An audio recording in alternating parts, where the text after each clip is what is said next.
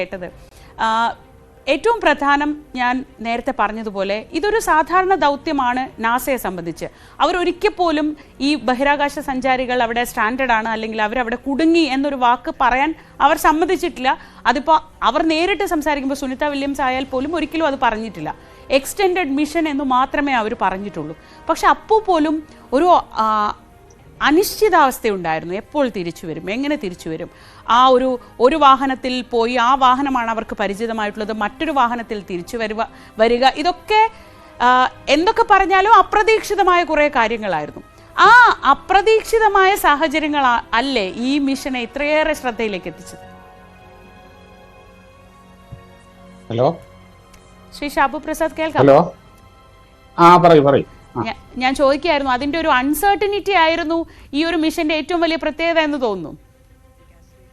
ഇതൊരു അൺസർട്ടനിറ്റി എന്ന് നമുക്ക് പറയാൻ പറ്റില്ല, പക്ഷെ അപ്രതീക്ഷിതമായിരുന്നു. അത് തീർച്ചയായിട്ടും സംഭവിക്കും. ഇതൊക്കെ ഞാൻ പറഞ്ഞില്ല, ഇതൊരു വലിയ ടെക്നോളജിയുടെ ഭാഗമാണ്, അതിസങ്കീർണമായ ടെക്നോളജിയാണ്. അതിൻ്റെ അകത്ത് ഇങ്ങനെയുള്ള കാര്യങ്ങളൊക്കെ സംഭവിക്കാം. ഇനി നോക്കൂ, ഇവർ പോയ ബോയിങ് സ്റ്റാർലൈനർ പേടകത്തിൽ അതിനെന്താണ് സംഭവിച്ചത്? അതിൻ്റെ അകത്ത് ചില 28 ത്രസ്റ്റർ അതിൻ്റെ അകത്തുണ്ട്. ആ 28 ത്രസ്റ്ററുകളിൽ ചില ത്രസ്റ്ററുകൾക്ക് ഒരു പ്രശ്നം വന്നു. അതിൻ്റെ അകത്തൊരു ഹീലിയം ചോർച്ച വന്നു, ഹീലിയം ലീക്ക് വന്നു. ഇത് അത്ര സീരിയസ് ആയ ഒരു പ്രശ്നമല്ല. വേണമെങ്കിൽ അവർക്ക് ആ പേടകത്തിൽ തന്നെ തിരിച്ചു വരാമായിരുന്നു. ആ പേടകം ആളില്ലാതെ വളരെ എവിടെയാണോ വേണ്ടത് ഡെസിഗ്നേറ്റഡ് ലാൻഡിങ് തന്നെ അവർ അത് നടത്തുകയും ചെയ്തു. ആളില്ലാതെ വേണമെങ്കിൽ അവർക്ക് തിരിച്ചു വരാമായിരുന്നു. അത് എന്നാൽ അങ്ങനെ ഒരു റിസ്ക് എടുക്കേണ്ട ഒരു സാഹചര്യം ഇല്ല. അവിടെ നമുക്ക് താമസിക്കാനുള്ള സ്ഥലമുണ്ട്. ഇന്റർനാഷണൽ സ്പേസ് സ്റ്റേഷൻ എന്ന് പറഞ്ഞാൽ അതിവിശാലമായ ഒരു ഏരിയ ഒരു സ്റ്റേഷൻ അവിടെയുണ്ട്. അതുകൊണ്ട് തന്നെ ഈ കാര്യത്തിൽ, പ്രത്യേകിച്ച് സ്പേസ് ടെക്നോളജിയുടെ കാര്യത്തിൽ, ഒരു 0.5% പോലും റിസ്ക് എടുക്കില്ല. അങ്ങനെ റിസ്ക് എടുക്കേണ്ട ആവശ്യമില്ല. ഇപ്പം ഈ പണ്ട് 2003 കൽപ്പന ചൗളയൊക്കെ കൊല്ലപ്പെട്ട ആ ഒരു ഡിസാസ്റ്റർ ഉണ്ടല്ലോ, അതിൻ്റെ അകത്ത് ഒരു നിസ്സാരമെന്ന് തോന്നാവുന്ന വളരെ ചെറിയ മൈനർ ഒരു ഇഷ്യൂ അതിൻ്റെ അകത്ത് ഉണ്ടായിരുന്നു. ഇവരത് കണ്ടതുമാണ്.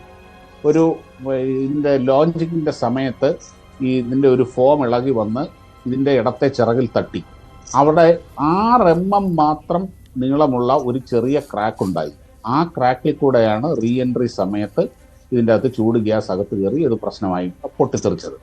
അതേപോലെ തന്നെ 86 ഇവരുടെ സ്പേസ് ഷട്ടിൽ ചലഞ്ചർ പൊട്ടിത്തെറിച്ചത് ഒരു റബ്ബർ ഓറിങ് അത് ഇത്തിരി സ്റ്റിഫായി പോയി. അപ്പോൾ അതിൻ്റെ സീലിംഗ് പ്രോപ്പർ ആയില്ല. ആ ചെറിയ വിടവിൽ കൂടെ, ഏതാണ്ട് നാനോമീറ്റർ മാത്രം വലിപ്പമുള്ള വിടവിൽ കൂടെ ഇന്ധനം ചോർന്നാണ് അന്ന് അത് പൊട്ടിത്തെറിച്ചത്. അങ്ങനെ ഒരു തരത്തിലുള്ള നോട്ട് ചെയ്ത് കഴിഞ്ഞു കഴിഞ്ഞാൽ ഒരു തരത്തിലുള്ള റിസ്ക്കും ഇപ്പോൾ എടുക്കേണ്ട ആവശ്യമില്ല.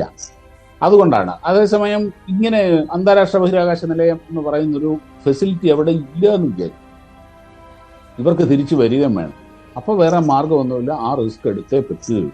അത് അമേരിക്ക നാസ ചെയ്തിട്ടുണ്ട്. 1970 അപ്പോളോ 13 മിഷൻ, അപ്പോളോ 11ഉം 12ഉം വളരെ സക്സസ് ആയി.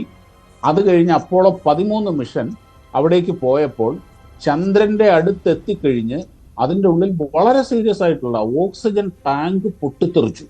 അതിലേക്കുള്ള ഓക്സിജൻ സപ്ലൈ നിലച്ചു, വൈദ്യുതി നിലച്ചു. അതും 3 ലക്ഷം കിലോമീറ്റർ അപ്പുറത്ത്, 400 കിലോമീറ്റർ ഒന്നുമല്ല, 3 ലക്ഷം കിലോമീറ്റർ അപ്പുറത്ത് 1970. പക്ഷെ അതിസാഹസികമായി നിമിഷങ്ങൾ കൊണ്ട് പെട്ടെന്ന് തീരുമാനങ്ങളെടുത്ത് ഈ 3 യാത്രക്കാരെയും ഇവിടെ തിരിച്ച് സുരക്ഷിതമായി എത്തിച്ചൊരു ചരിത്രമുണ്ട്. അതിപ്പോൾ നിങ്ങൾക്ക് ഓൺലൈനിലൊക്കെ OTT-യിലൊക്കെ ഉണ്ട്. അപ്പോളോ 13 എന്ന് പറഞ്ഞ സിനിമ ഉണ്ട്. നിങ്ങൾക്കത് ഇതിൻ്റെ അകത്ത് കാണാൻ കഴിയും. വലിയ സക്സസ് ആയ സിനിമയത്. അങ്ങനെ ഒരു സാഹചര്യം ഇപ്പം ഇല്ല.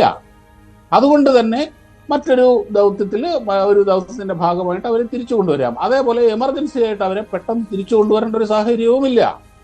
അപ്പം ഇങ്ങനെ ഉണ്ടായ ഒരു സിറ്റുവേഷൻ അവരതങ്ങോട്ട് മാനേജ് ചെയ്യാണ്. അപ്പം സുനിത വില്യംസും വിഷ്ണു മോറും അവർ വളരെ സീനിയർ ആയിട്ടുള്ള ആസ്ട്രോനോട്ട്സ് ആണ്, എത്രയോ എക്സ്പീരിയൻസ് ഉള്ളവരാണ് അവർ. അതുകൊണ്ട് അവരെ അവിടെ അങ്ങോട്ട് അയക്കേണ്ട ആൾക്കാർ ഒന്ന് റീഷെഡ്യൂൾ ചെയ്തു. കാര്യം പറഞ്ഞാൽ ഈ ISS-ലേക്കുള്ള മുഴുവൻ ദൗത്യങ്ങളും ഓൾറെഡി ഷെഡ്യൂൾഡ് ആണത്. ഇന്ന സമയത്ത് ഇന്ന ആൾക്കാർ ഇന്ന പേടകങ്ങളിൽ പോകണം, അവർ തിരിച്ചു പോകണം, അങ്ങനെ അത്രമാത്രം ഷെഡ്യൂൾഡ്. അതിൻ്റെ അകത്തൊരു റീഷെഡ്യൂളിങ് നടക്കും. അത് മാത്രമേ ഉണ്ടായിട്ടുള്ളൂ.